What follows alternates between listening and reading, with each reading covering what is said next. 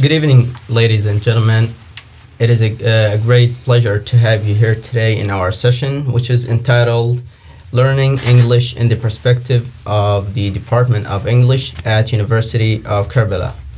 We have here Dr. Mou'id Amran, Dr. Zahir, and Dr. Haydar Kaaظم, and Dr. ضياء Khaleil. Dr. Mou'id, could you give me an idea about the English department? Well, thank you very much for giving us the opportunity to talk here about the Department of English concerning English language. First of all, the Department of English was founded in the academic year 2006-2007. The first batch consisted of 40 students in the morning studies. For the time being, we are having about 2,000 students in the morning and evening. The first chair of the department was Mr. Muslim Mohammed Lahmoud, then followed by Dr. Ghanem Jwaid. Then he succeeded by Dr. Sabah Wajid, who is now in Canada. And for the present time, me. Of course, we set a vision for the Department of English. The vision is to prepare a comprehensive framework of English language to our students. This is the vision. We have also set some goals and objectives. The general goal of the Department of English is to prepare our students to be professional English language teachers at the secondary and intermediate schools in the future. These students can connect the theory they learn in the university and the current practices at the schools. Our graduates can be conversant with the properties of language and professional development. We have an objective for this, is to provide our students with a deepened knowledge of language skills, literature, and the value of critical thinking. We also teach our students to speak, to write, to read and comprehend effectively. Also, we encourage our students to analyze English language structure and connect the vocabulary which are associated with communication. We encourage our students to pursue their higher studies in the future. Also, we encourage them to love language and appreciate education. We try to prepare our students to participate in the community by, for example, finding certain activities in the society at large. We set also some other goals, like training the university affiliates to be having knowledge in English language, and as we did last time when we set a course for English language training or English training course. Thank you very much. Dr. Wraith, what is the importance of English language? Thank you very much for this opportunity. Well, I mean, there are several benefits of learning English, but get this, there are over 1 billion people who speak the English language, either their first language or their second language. Because English now is a lingua franca. That means it's the language that is used all around the world. All around, yeah. So let's say that you want to travel to travel abroad. You have to learn English for you to do that. You have to cope. I mean, the only way that you can learn another culture is by you knowing the English language, so that you can use it and apply it effectively.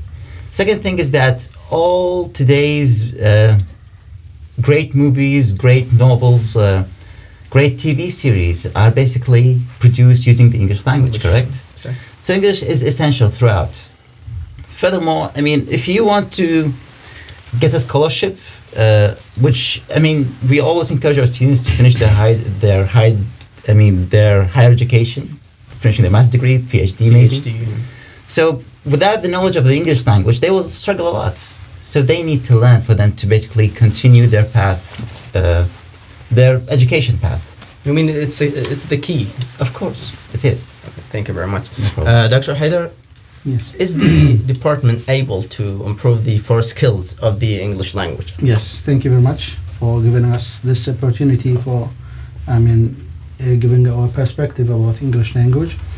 First of all, we have two tasks in our department. The task of teaching the students to learn the language. This is number one. And number two, to teach them to be teachers, to train them to be teachers. So first of all, how to use the language, how to be EFL learners for the language. And that needs, of course, the four skills, the listening, speaking, reading, and writing. And I just started ordering them in this chronological order because we have start with listening first. As a human beings, we have first to listen, and then to speak properly. Much you listen, much you speak properly. And then to read. Reading will give you the opportunity to acquire a lot of vocabulary in which you can maneuvering using them either in writing or even in speaking. As for writing, which is the most advanced one, we have difficulties in writing, especially academic writing. We are not acquainted with how to write. You can speak, you can manage yourself, but in writing, we have rules, set of rules to be followed. First of all, the motivation. We have to motivate them to learn the language, which means unless they acquire the language and be good learners of the language, they cannot be good teachers. So they have to acquire the language first, how to be good learners, and then how to be good teachers in the future. So I guess, according to the syllabus, it is, restricted. We are restricted by the syllabus, by the Ministry of Higher Education. But still, we have to maneuver using the methods of teaching. That's why we utilize active learning. We are trying to use the learner-centered approach, not the teacher-centered approach. And here, I guess we have more than one role to play. It is not a matter of you are the controller and that's all. You are the master of the situation. The case here, which means you have to be a facilitator, you have to be a controller sometimes, organizer, tutor sometimes, participant sometimes. So it depends.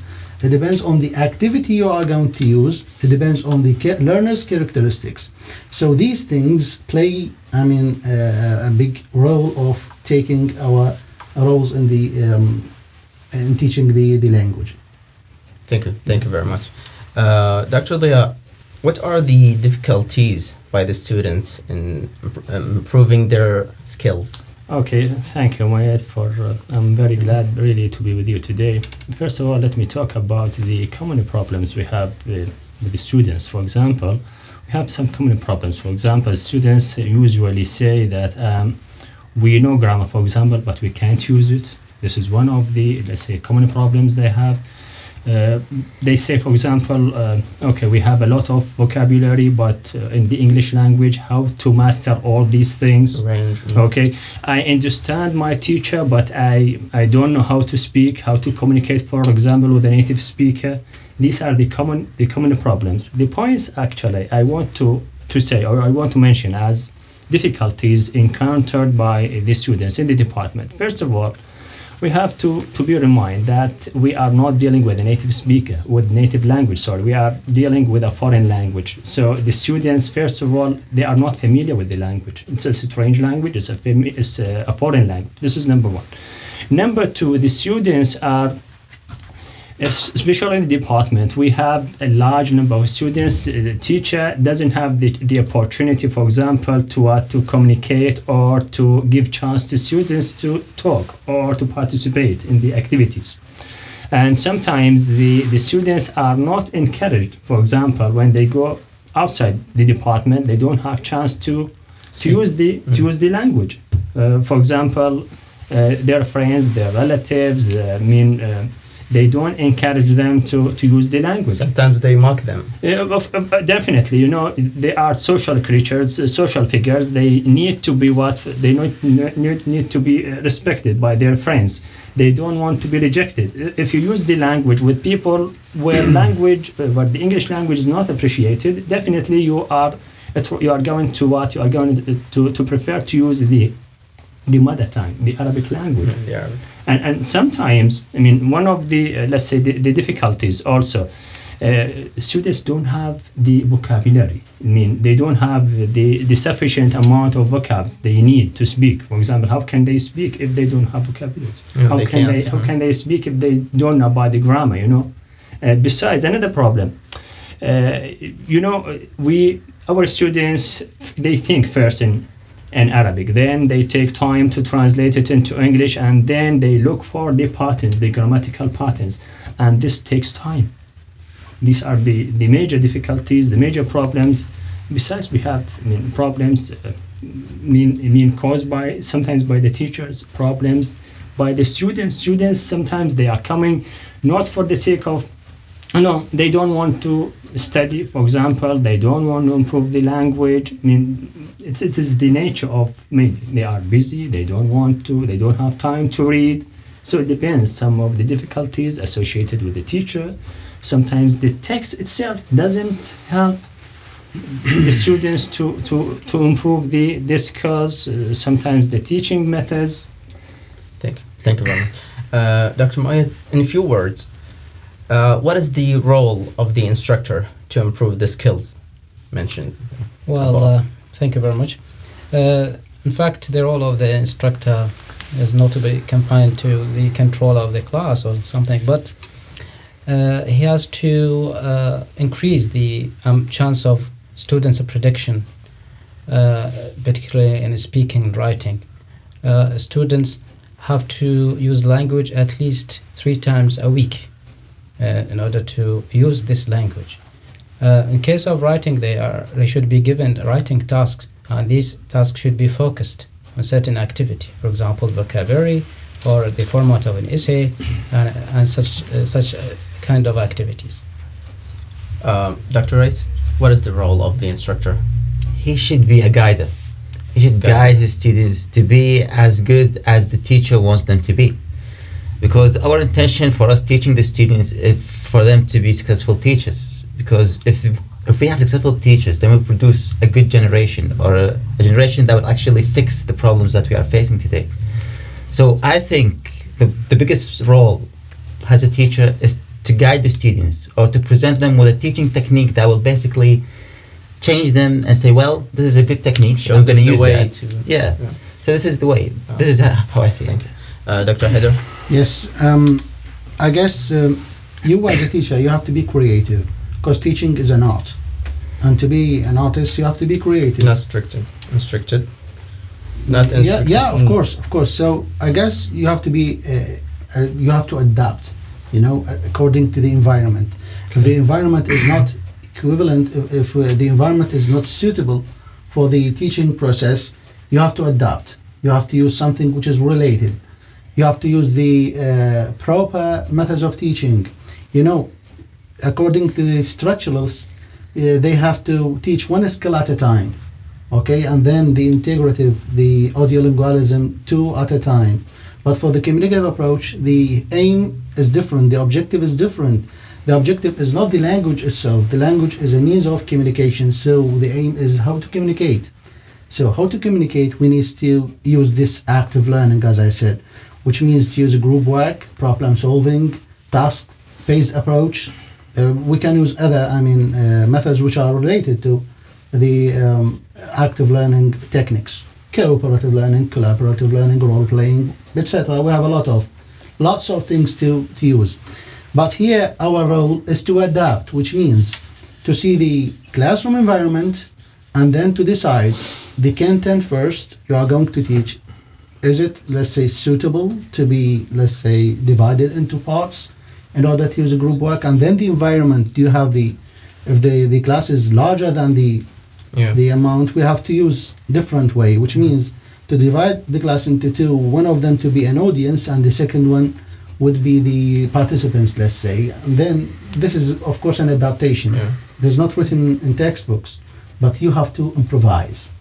So as a teacher, you have to be creative and you have to improvise. Thank you. Dr. ضياء? Thank you, Wade. Actually, I want to say something about why our students face difficulty in the department.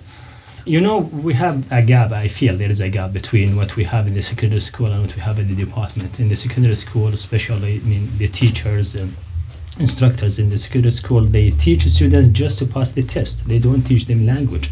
So when they come to the department, students are not able to use the language, are not able to communicate with their, let's say, with their colleagues, with their friends.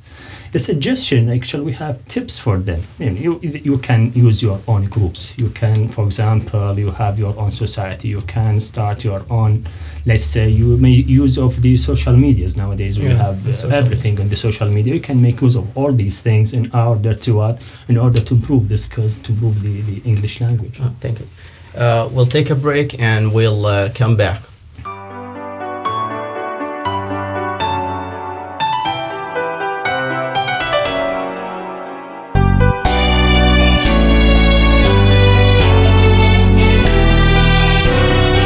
Back to our session. We have now the last question. Doctor, what is the biggest problem in learning English? Well, there are many problems, but from my point of view, students face difficulties in managing time and space in their study. When it comes to the place, they should find a suitable area of their study, a suitable environment. When you ask a student, most of the students, how can you read and where can you read, they say we read while in bed, and or while in dining room or in the living room. And you know that the first function of the bed is to sleep, not to study. And the first function of the dining room is for food. And the living room is socializing with people.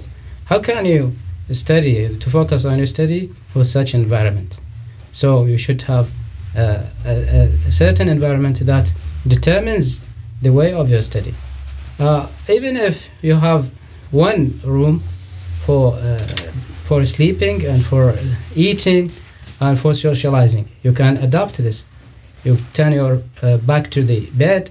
Here I have a alarm. You call it a study alarm, and you should specify a time for this. You call this, for example, if it is a red color, I'm going to study. Switch on the red color. Give your back to the bed, study, and then when you feel that you're exhausted, let us say after 30 minutes, so switch off the lamp and then go to the other activity. This is very important. Another thing is that managing time. Most of the students say that we read much, but we cannot answer well in the exam, or we don't comprehend well.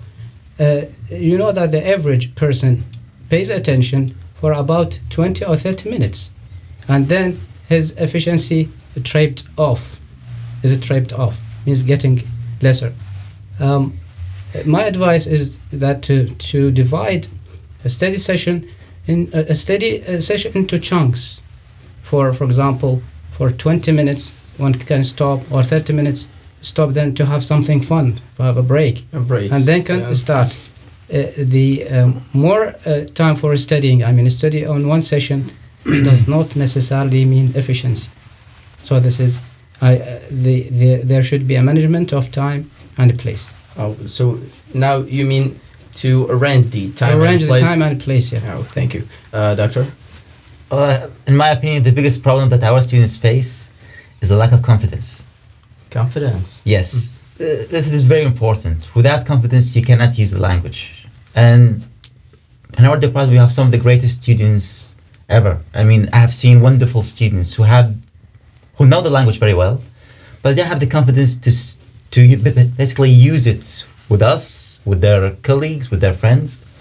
So we need to build on that we're actually already doing it by conducting workshops. Good. And basically, also we are remedying this issue with our speaking classes, conversation classes. And so basically what we are trying to do is that we need to acclimatize the students with the English-speaking environment. Because without it, they will never use the language, and the language will basically fade away and will become part of history. Do you mean if you break their shyness? Of course. It'll be solved? Of course. And this goes back to their high school and to their secondary school, because they only teach them grammar, without building their confidence to speak the language. And so in the university, we try to basically back up from this bad habits and basically try to improve their confidence and build it up so that they can use the language and speak English language. So maybe something like, for example, we teach them something like you laugh on your mistakes. Let's make it then as if a joke, as if it is a joke. You make a mistake, it's better than making no mistake. Exactly, yeah. And then concerning shyness or confidence. At the same time, it is not embarrassing. Not embarrassing. If you are not confident, pretend that you are confident. Yeah. And with the passage of time, you get the confidence. Thank you. Doctor, what is the biggest problem? Yes, the biggest problem, according to my point of view, I guess the students' fearing of failure. There's a factor which is called fearing of failure. Out of this factor, they tend not to participate in order not to be ridiculous for others. You know, when you commit a mistake, especially in our community, you are going to be ridiculous for others. Yeah. Right? Yeah, this guy has committed a mistake. They mock him, they make jokes. Ridicule him, yeah. Even any grammatical cues, right?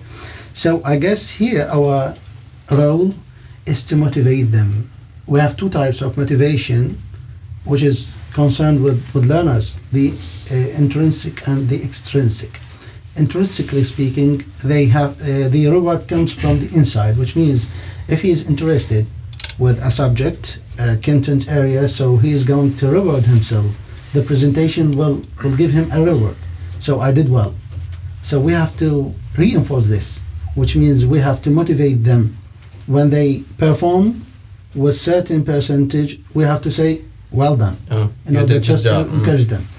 And then comes the extrinsic, which is come from the outside the self, which means we have to reward them, which means to either award them stars, marks, whatever. It works with elementary levels more than of course, advanced ones. But still, even with adults, everybody wants rewards, right? So I guess it is, if we can manage this factor of feeling of failure, motivate the students, I guess they are going to learn English. Thank you. Dr. ضياء. Thank you, Wade. Actually, the biggest problem I think in the department is that the absence of listening skills. And students, when in the department, they don't know. You might say why listening is important. I feel listening is important in the department because students need to listen to the teacher, need to listen to the instructor in order to take notes. So in the lecture, you spend, for example, 40 minutes or 45 minutes talking, and when you ask the students what are the points we have been talking about, they will say, okay, some will say 1 point, and they will say two points, but they are not going to give you an idea about everything. So I think this is one of the biggest problem. How to solve this problem?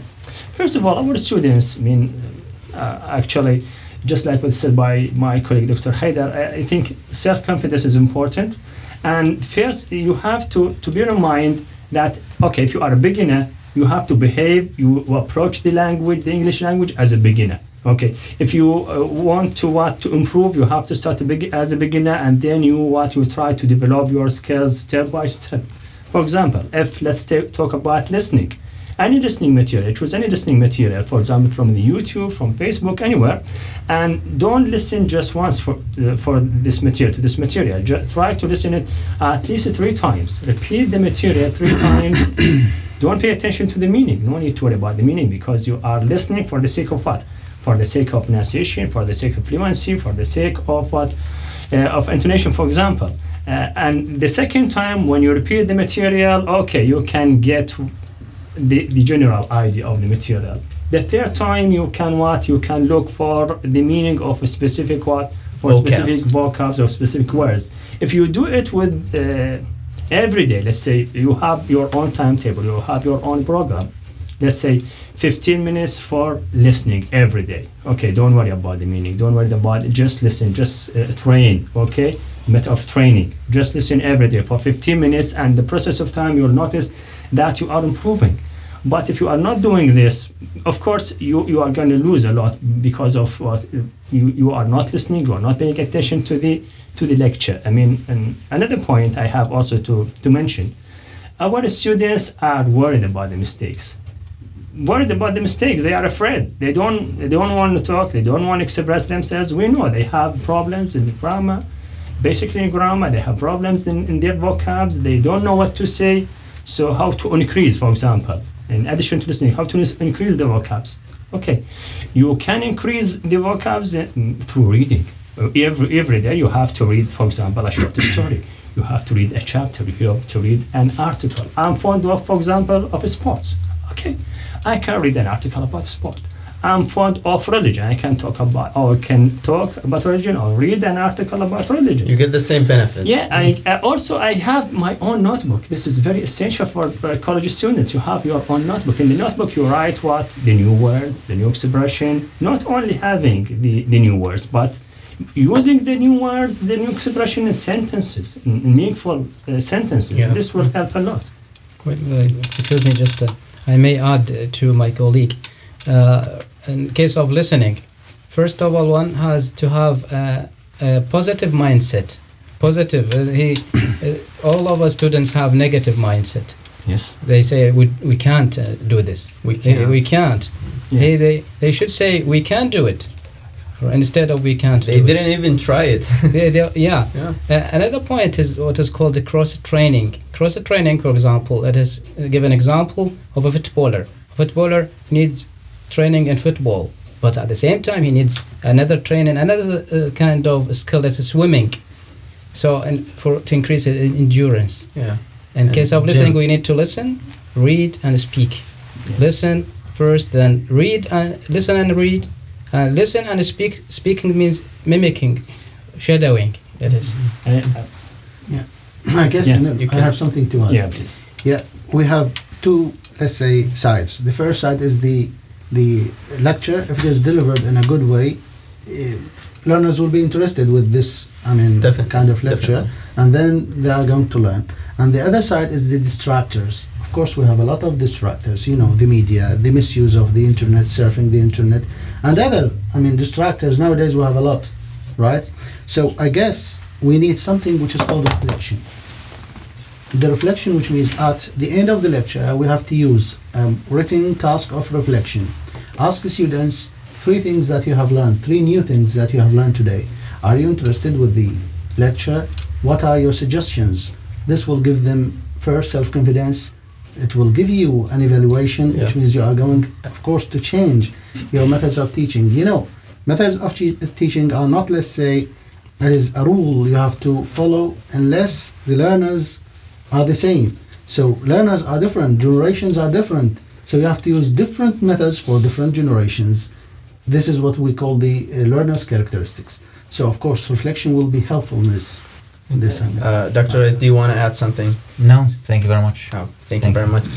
Now at the end of our fruitful session, that was titled Learning English in the Perspective of the Department of English at University of Kerbala. Special thanks to our guests, Dr. مؤيد عمران, Dr. زهير, Dr. حيدر كاظم, and Dr. ضياء. Khaleil, we extend our thanks to the people who helped to make this session successful. The General Supervisor, Mr. Azhar, the cameraman and sound engineer, Ali Mيرزا, the Director, Karaar الجابر, and with all my regards, مؤيد عماد.